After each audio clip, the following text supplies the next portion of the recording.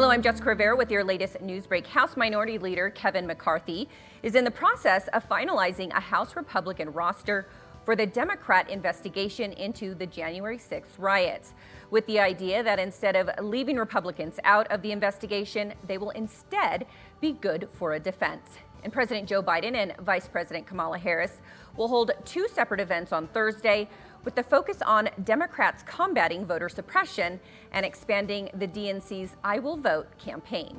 And congratulations to former President Jimmy Carter and his wife, former First Lady Rosalynn Carter, as they celebrate 75 years of marriage. President Carter says marrying Mrs. Carter has been the pinnacle of his life. And that's your latest news break. Now back to America's Voice Live.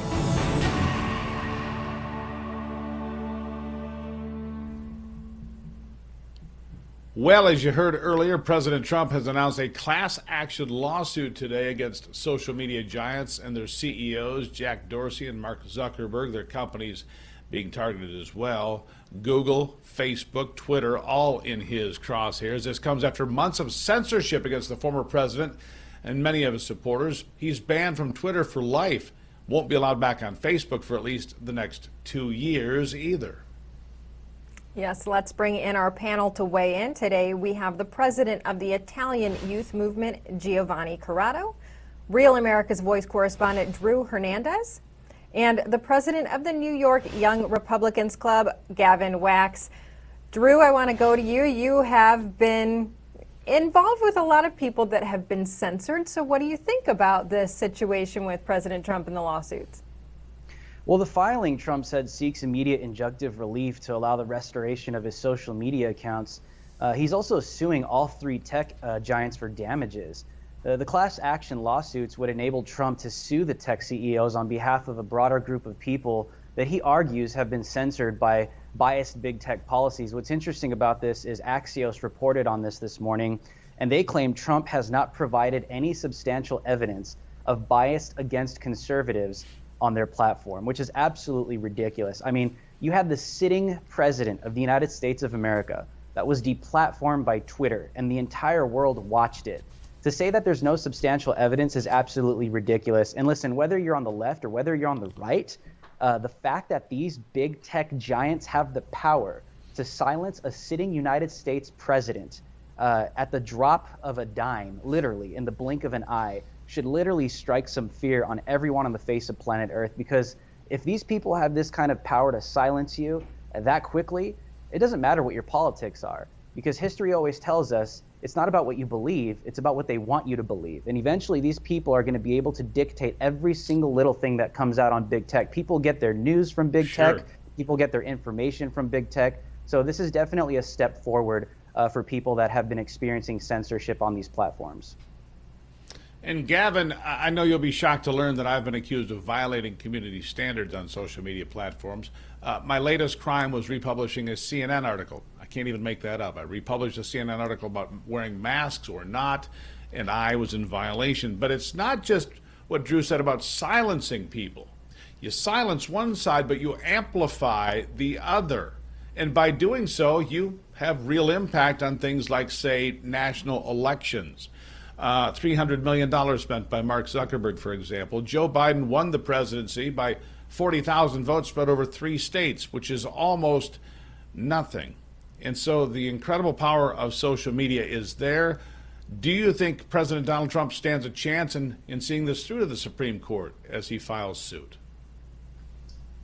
It's a good question. The Supreme Court has shown themselves to be a little cowardly when it comes to taking on controversial cases. It's a little upsetting considering how much conservatives have fought to make a conservative majority on that court, fighting for people like Kavanaugh, Gorsuch, and ACB. But look, I'm glad he's fighting. I'm glad he's filing this lawsuit. I mean, a lawsuit like this would have a lot more legs and would be a lot more common if we reformed Section 230, which basically allows these tech tech monopolies to get the protections of being a publisher without action, while other companies and other industries don't get the same protections. It's a privilege that they receive. It's not a free market, so they should be held liable when they editorialize, when they don't act like a platform, when they in fact act like a publisher, just like a newspaper would or any other entity that's publishing content or editorial, etc. So it just goes to show that there's multiple double standards, and it's also good to see that at the state level, we're seeing many states ban the quote-unquote Zucker bucks,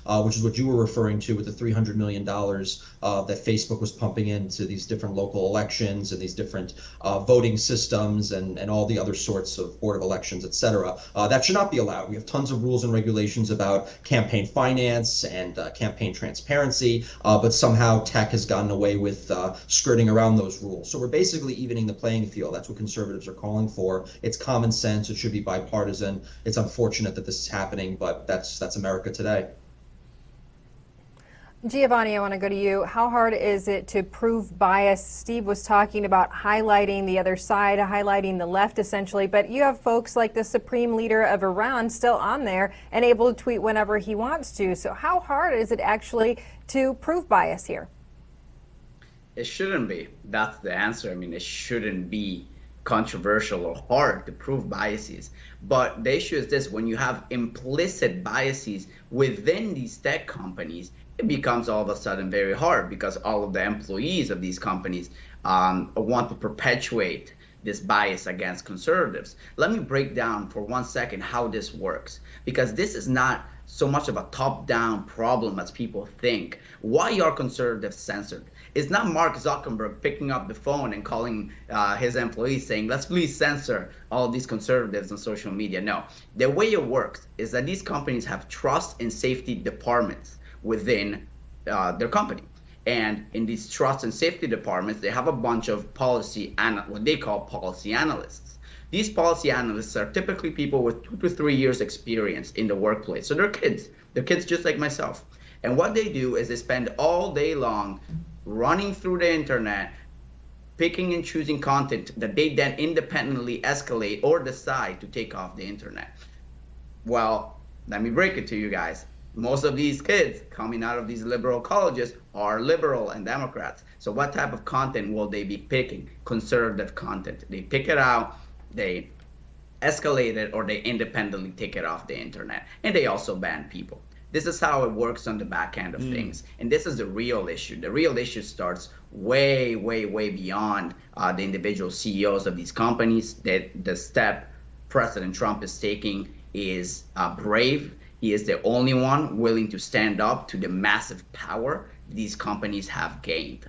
You have Bernie Sanders, Angela Merkel, and Emmanuel Macron. 3 people that, quite frankly, despise President Trump. All 3 of them said that the Twitter ban on the former president was highly problematic. That should speak for itself. It's a huge issue, and I'm proud of Trump for doing this. I want to turn quickly now to cybersecurity. Hackers in the latest ransomware attack against American businesses are demanding, well, they've downgraded to just $50 million in Bitcoin. What a bargain. This comes as a test to the Biden administration. Weeks after his face-to-face meeting with Russian President Vladimir Putin, we had Florida Congresswoman Kat Cammack here on the program earlier talking about this. I want you to hear part of what she said. Listen to this. The process of watching President Biden and his team try to talk tough is probably one of the most uncomfortable, disingenuous things that I've seen here recently. It truly is uncomfortable, but we are absolutely capable of responding. We are capable of deterrence. The sad fact is that this administration refuses to take action. What about it, Drew? She called it a joke. She called it comical that Joe Biden's talking tough with Vladimir Putin on any topic, including this one. Talk to one of the most dangerous politicians on the face of planet Earth. This is a so-called president that has, it takes issues that can't find himself around eating an ice cream. This is a president that can't get up the stairs to Air Force One. So you can't trust this guy to lead an administration. You can't trust this so-called president to handle cybersecurity, national security, foreign policy. I think people that actually entrust Joe Biden and his administration to take care of such issues are delusional, just purely delusional. Because when you watch this man on the world stage, it's embarrassing. This man puts America last, not America first. And you're not only seeing this domestically here in the country and socially and culturally, but you're seeing it on the foreign world stage as well. We are no longer respected like President Trump always says, and that's not just to quote something Trump always says, it's just the truth. We have to be respected on the world stage, and Biden right now is literally a signal of weakness to some of the most dangerous politicians, men and women, on the face of this planet, and Americans need to take that seriously.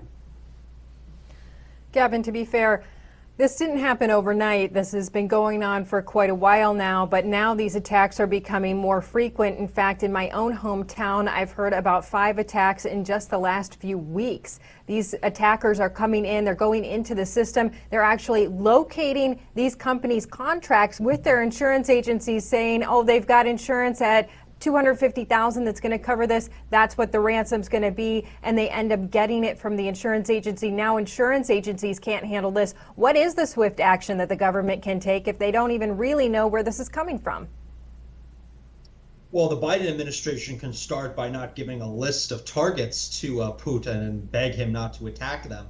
I mean, it's so ridiculous. He goes and meets with Putin. He says, Putin, please don't attack any of these critical assets of the United States cyber infrastructure. Please, please, please. It just goes to show how weak, how clueless, how feckless our leadership has become. This never would have happened under President Trump because these world leaders, these foreign agents, they all would have known that there would have been repercussions and consequences for their actions for taking such bold, aggressive stances against the United States and our cybersecurity. And this is becoming basically this cyber piracy. It's no different than pirates on the high seas in the 1700s. They're holding people at ransom. They're robbing us blind, and they're wreaking economic havoc on our nation. This is one issue that we did not see in the previous administration, along with the border crisis and all the other slew of national issues that we're facing. And it just goes to show that real leadership and real direction in the White House can cover a lot of our bases and prevent a lot of this from happening to begin with. And we're just relearning all our steps from the beginning because of Biden. Giovanni, him fumbling for the notes at the ice cream shop while the media asks him about what flavor of ice cream. I think part of it's a failing of the media in general, their lack of curiosity, their lack of critical questioning of this president compared to the last. Bring us home. We'll give you the last word. I think we run the risk of being one of the shortest-lived empires in history.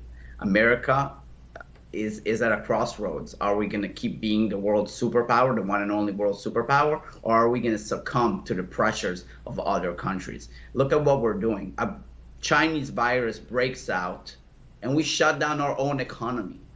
We have a president that is not respected by world leaders. This is a huge issue, and America needs to decide right now at the voting booth, right now, 2022 and 2024, do we want to keep our power and our stance as a beacon of freedom for the world, or do we want to have a president that falls down the stairs and muffles an ice cream while dropping cards? That's not what we want, and that's what shouldn't be what we strive for.